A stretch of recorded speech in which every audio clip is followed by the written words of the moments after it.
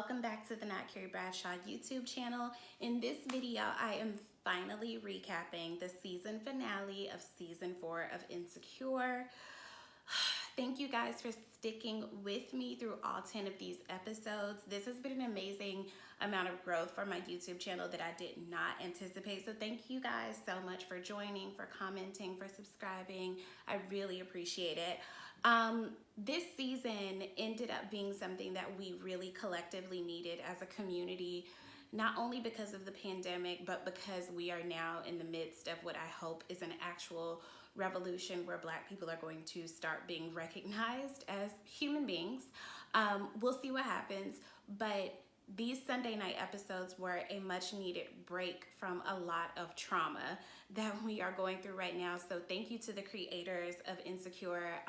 Obviously, they didn't know that this stuff was going to be happening when they created this season.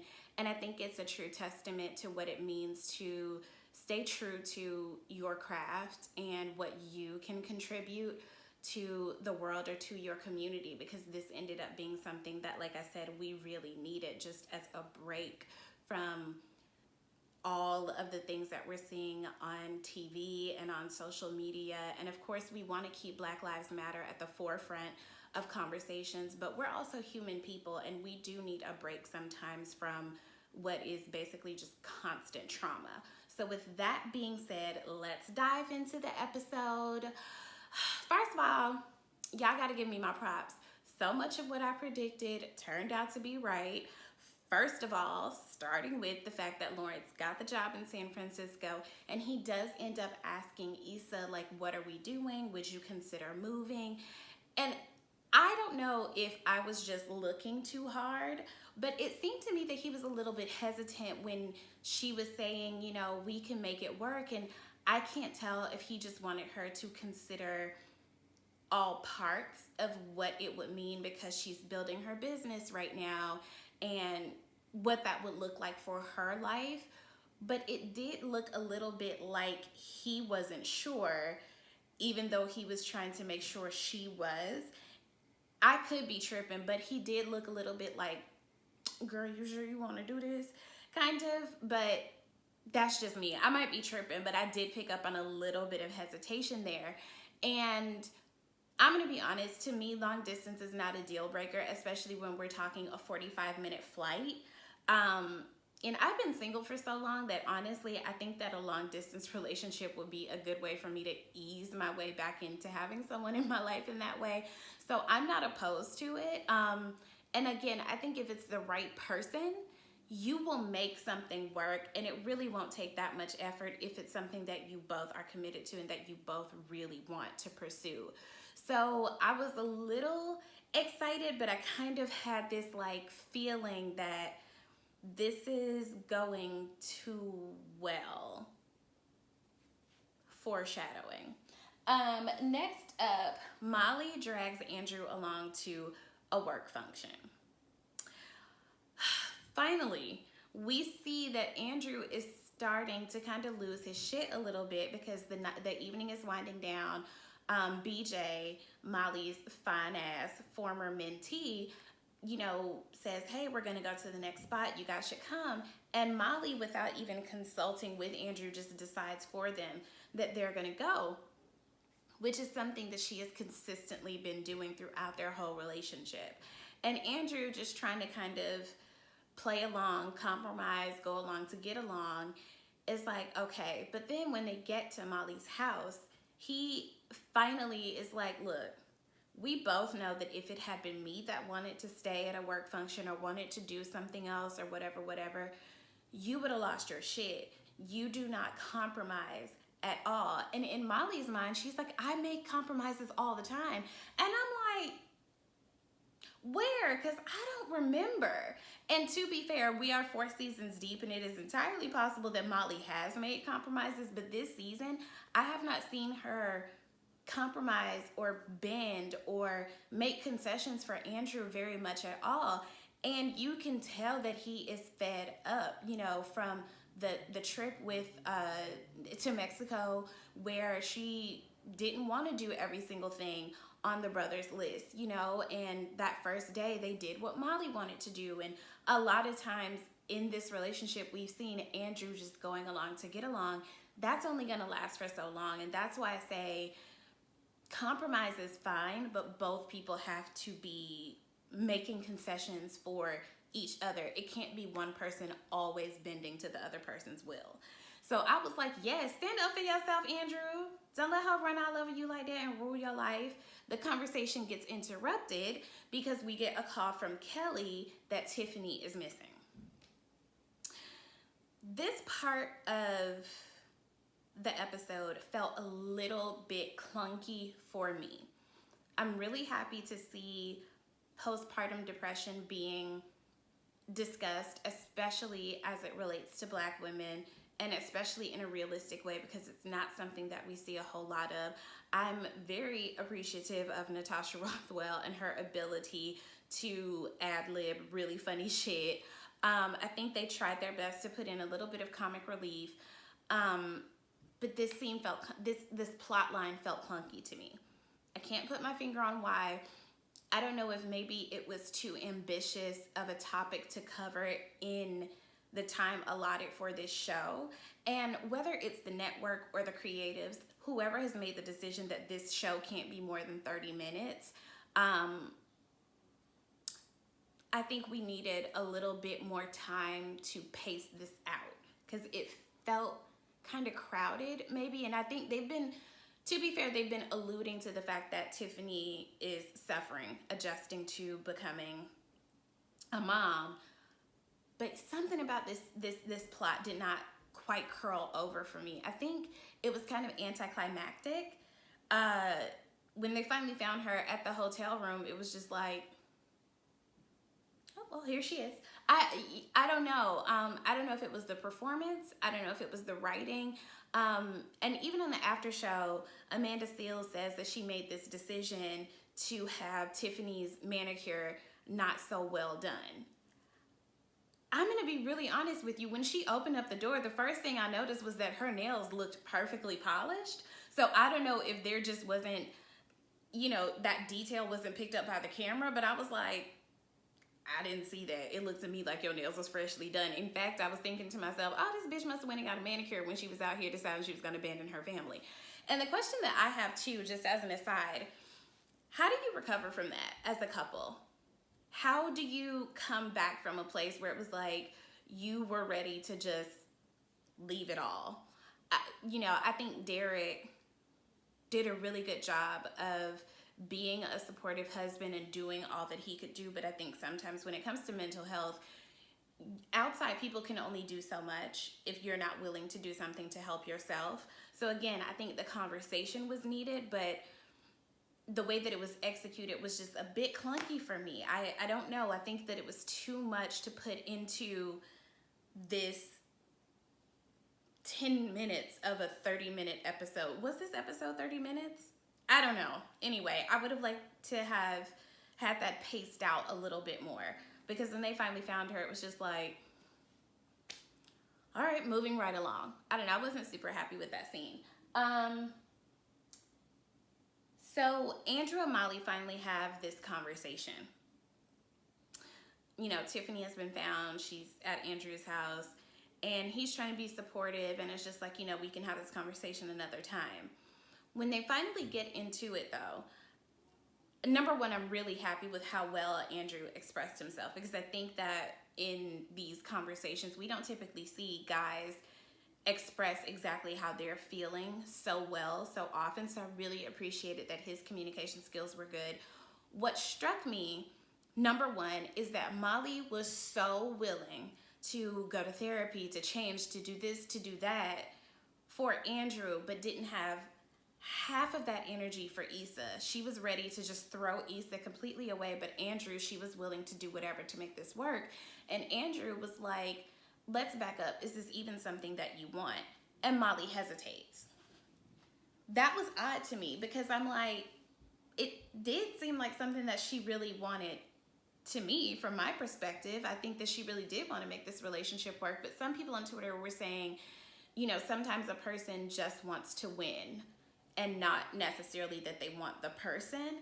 I didn't get that. I thought that Molly genuinely did want that relationship to work out. So that part was a little bit confusing to me. Let me know what y'all think about that part. Can I just say, the way Nathan's face lights up when he sees Issa, add to cart. I will pay extra for shipping. That's what you want. Like, you want your person to just, the joy just spread all across his cute little light-skinned face. I was just so happy to see how happy he was seeing her. And he also not only takes accountability and apologizes for the way he responded to Issa saying that she and Lawrence are working things out and are getting back together. He's also like, listen, you're a person who I want in my life. I don't want to complicate things for you. I would love for us to still be friends.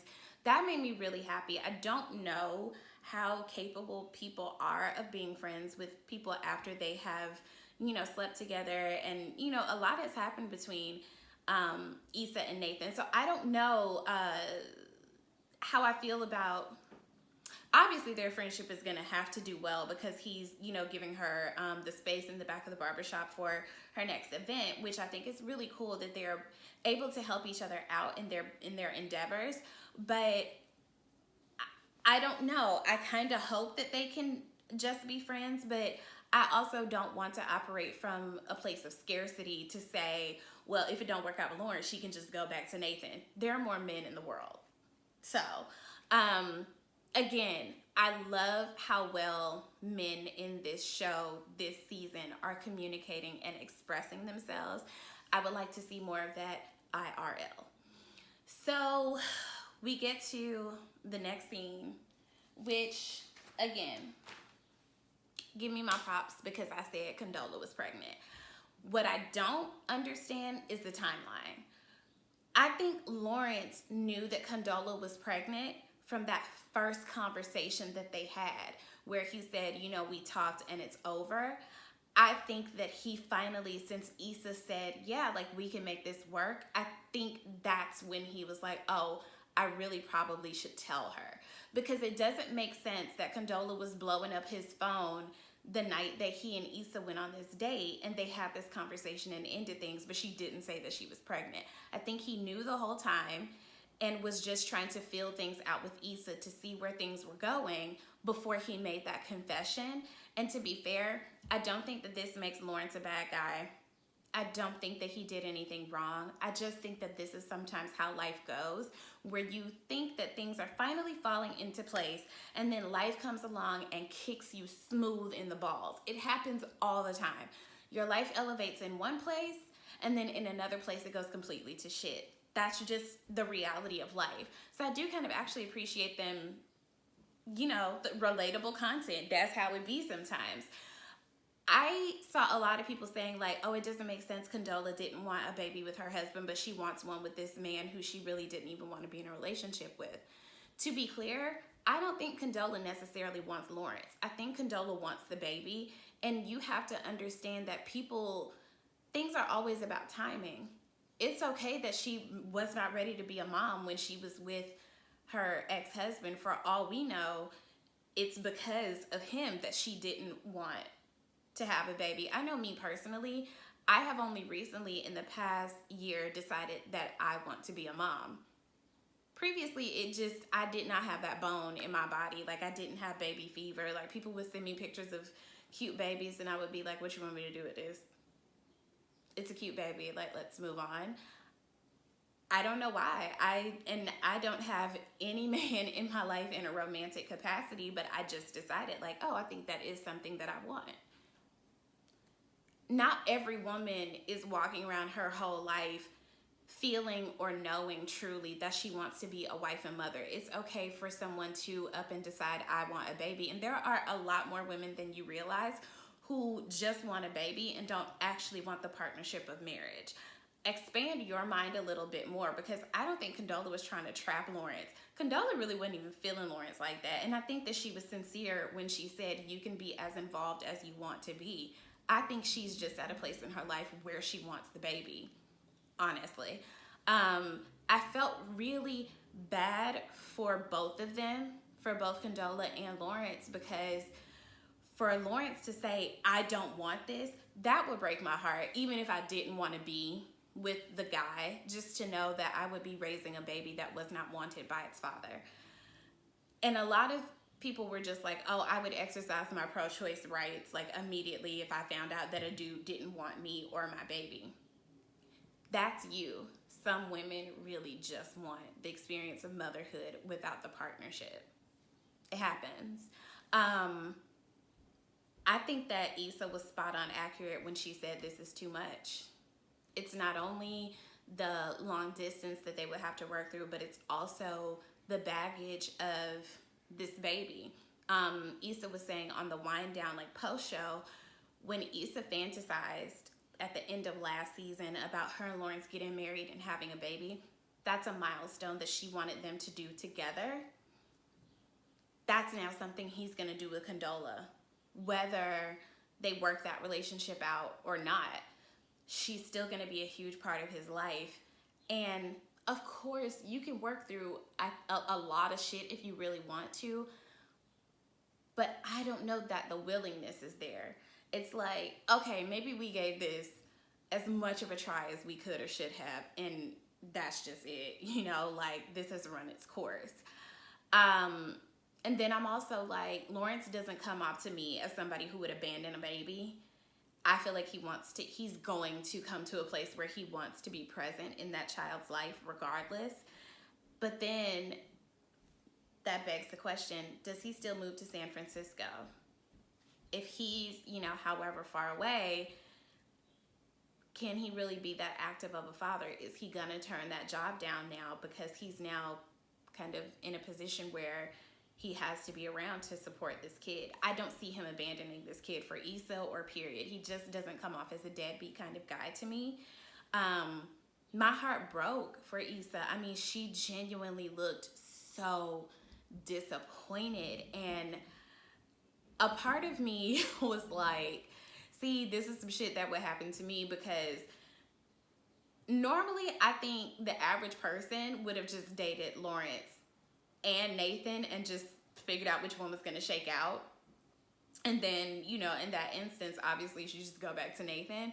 But again, I don't want to continue to operate from a scarcity mindset that there's only a certain amount of good men in the world and you have to make it work with whatever man is there and being nice and normal. So I can't say that now she should run back to Nathan. There could be a whole ass other person out there for her who's better for her. Who knows? But in the context of this show, girl, go call Nathan. Hello? Decision made for you. So the season and the episode ends with Molly and Issa reconnecting. I hated it. I hated it. I hated it. I think, and this could be me projecting, because I think that people who lack self-awareness need to kind of be abandoned by everyone in their lives so that they can realize that they're the problem. I feel that way about a number of people in my life who I know who have no self-awareness of the way that their actions impact other people. And I think as long as you have other people around you reinforcing your belief that you're always right, you will never become self-aware. So I wanted Molly to be destitute so that she could come to a place where she realized I'm the problem. Prentice Penny, who's a showrunner and I think writer as well, said, you know, Issa and Molly are the true love story of Insecure. I get that. I understand wanting to decenter male romantic relationships because there's more to a woman's life than the men who she's involved with. And I think, you know, Sex and the City, for all of its problems, did a great job of showing that a lot of times your soulmates can and are your very close friends who love you, who ride or die for you, etc. Absolutely. However, we also have to normalize the fact that sometimes adult friendships don't last. Sometimes they fall apart, and I honestly just feel that although Issa and Molly have a lot of love for each other and there's a lot of history there, I also really feel like the friendship ran its course. I think Molly needs to be left alone to work through her shit. That's just how I feel. I was not happy with the way the show ended, because even if it was a guy, you know, if it was Issa and a guy who treated Issa the same way that Molly treated her, I would say fuck off, block her, move on. So I wasn't really happy with the way the show ended. Again, there's no scarcity. I refuse to believe that there is scarcity when it comes to good people in the world. Make new friends. Replace Molly. Like, I was not happy with that ending. Molly needed to get her comeuppance. But that's it. That was season 4 of Insecure. This was my least favorite episode, I'll be honest. I can't say what I wanted to have happened because I'm not a television writer, but I can say that this was not my favorite episode. I'm excited for the next season. I'm happy they got renewed. I'm excited to see where everyone picks up. And again, I'm really appreciative of the creators of the show for giving us a much needed break from a lot of shit that's going on. And thank you again to everybody who has stuck around on this channel with me and recap the show with me. I'm still deciding what I'm going to recap next. If you have suggestions, drop down in the comments and let me know. Be sure to like and comment and subscribe and share and all that good stuff. Thank you guys again. This has been awesome, and I will see you soon. Bye.